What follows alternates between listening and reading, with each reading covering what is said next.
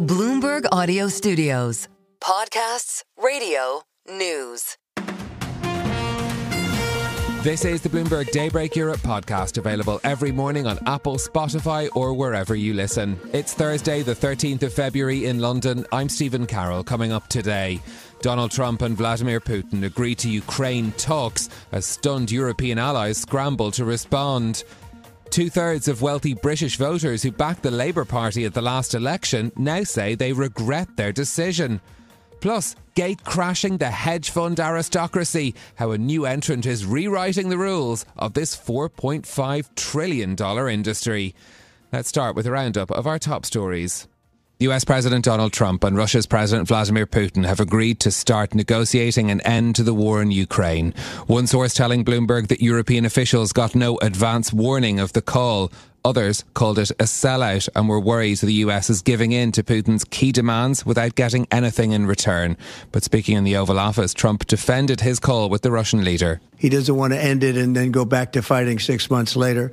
We talked about the possibility, I mentioned it, of a ceasefire so we can stop the killing. And I think we'll probably end up at some point getting a ceasefire. Trump went on to say that he will probably meet Putin in Saudi Arabia in the near future.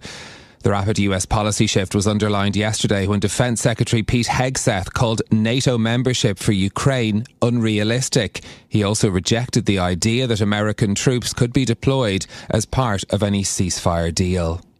Federal Reserve Chair Jerome Powell says the latest US inflation data shows the central bank still has more work to do. The January figures showed price rises still above target, with core CPI increasing 0.4%. Reacting to the data in front of the House Financial Services Committee, Powell suggested rates may remain elevated for the foreseeable future. We're close but not there on inflation. And you did see today's inflation print, which says the same thing. I mean, we've made great progress toward 2%. Last year, inflation was 2.6%. So great progress, but we're not quite there yet. So we want to keep policy restrictive for now. Powell's comments on rates and inflation come as President Trump imposed widespread tariffs, cut taxes and has restricted immigration to the United States. Powell refused to comment directly on those moves, but said it's possible new policies could prompt the central bank to alter interest rates.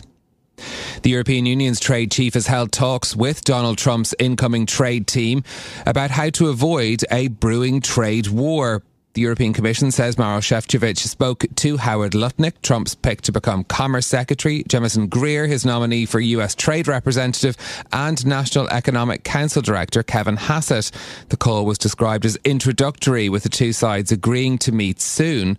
The EU has vowed to respond if the US moves ahead with plans to enact 25% tariffs on all steel and aluminium imports. The UK government is calling on the country's competition watchdog to be less risk-averse in order to spur economic growth. The Business Secretary will give a speech today calling for the Competition and Markets Authority to focus on creating a competitive business environment with less burdensome regulation. The former CMA chair was ousted by the government last month after ministers were underwhelmed by its plans to help grow the economy.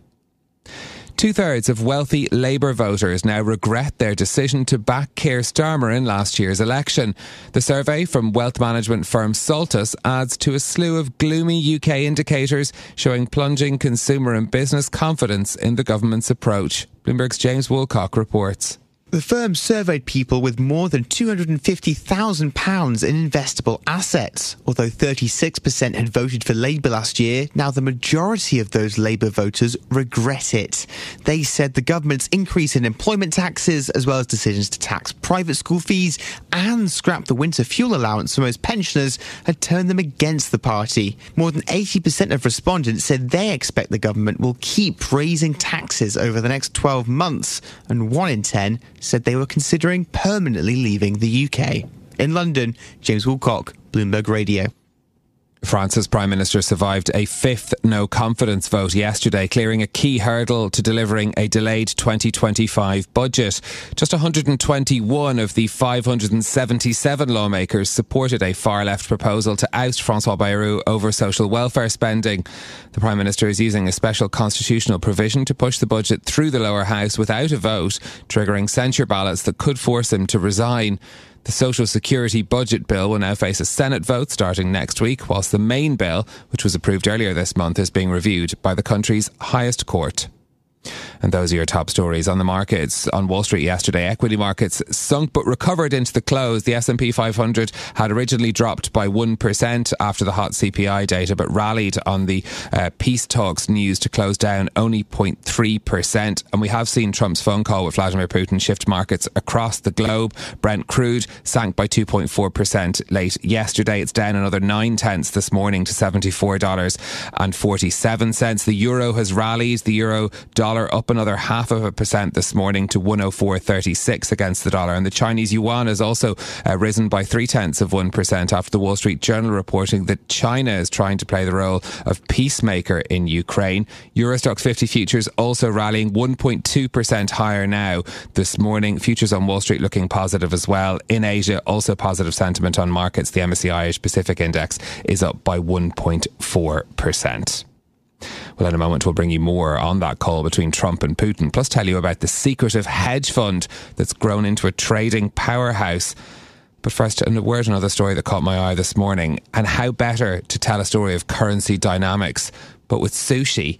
Our reporters in New York and Tokyo have been comparing how much $500 will buy you in sushi in the two cities. I think you can probably guess, given the weak yen, how much more you get for your money in Japan. So the yen's fallen about 30% against the dollar over the past 5 years, meaning that Tokyo's most famous sushi restaurants now feel very affordable for American visitors. And actually, some restaurants have even introduced a two-tier pricing system in tourist-friendly destinations. The article mentions Tamate Bako, which is an all-you-can-eat seafood spot in Shibuya in Tokyo, saying that it's an extra 1,000 yen for tourists versus residents. And actually, men also pay 500 yen more than women in their respective categories because they're fixed-price menus. The cost of eating out, of course, as we know, has been rising steadily in New York, as it has here in London as well. But the contrast of some of the restaurants highlighted in the piece seems, borders on ridiculous in one case. At the casual Kura Sushi flagship in Ginza in Tokyo, $500 will feed more than 30 people. By contrast, 13 Water in the East Village in Manhattan, an affordable spot for sushi. You get dinner for 4 and a bottle of sake for the same price. You can read the full piece on Bloomberg.com and on the terminal. Let's bring you more now in our top story this morning. Donald Trump speaking to Vladimir Putin and agreeing to start negotiating an end to the war in Ukraine. Let's bring in Bloomberg's Tony Halpin, who leads our team covering economics and government in Russia. Tony, good morning. How significant a move is this?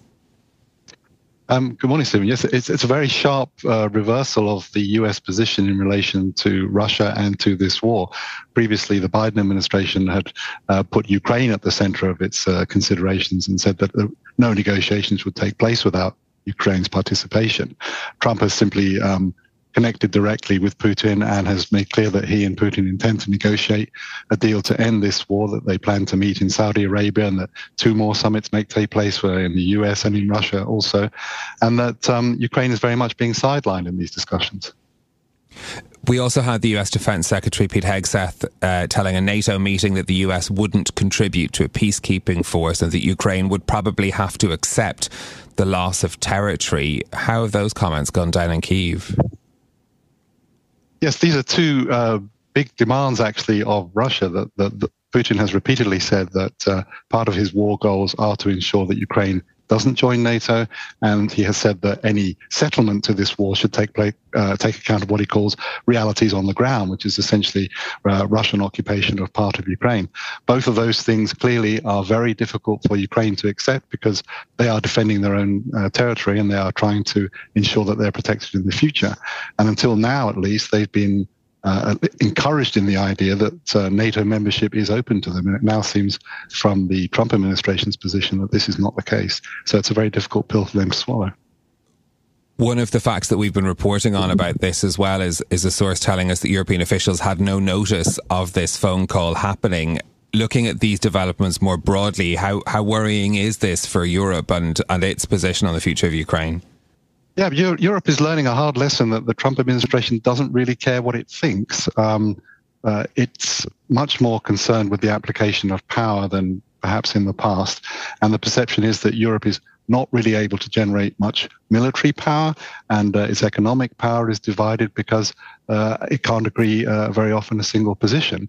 And so they're facing the fact that the US doesn't very much care what they think, isn't really interested in having them as a partner in these discussions, because Washington believes that it can deal directly with Putin, it can deal directly with China on other issues, for example, and it doesn't need Europe's support. So this is a very different position for Europe, and they're finding it quite hard to come together and assert themselves.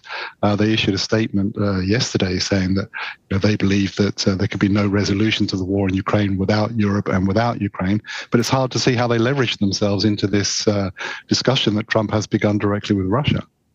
Indeed, and also Scott Bessent presenting an economic strategy in Kyiv, which would involve essentially an exchange of some mineral wealth in Ukraine for US support. Our big take report today is looking at some of the costs involved in the future of this, particularly for Europe's major NATO members. The numbers from Bloomberg Economics protecting Ukraine and expanding those militaries could cost an extra $3.1 trillion over the next 10 years. How does that number add up?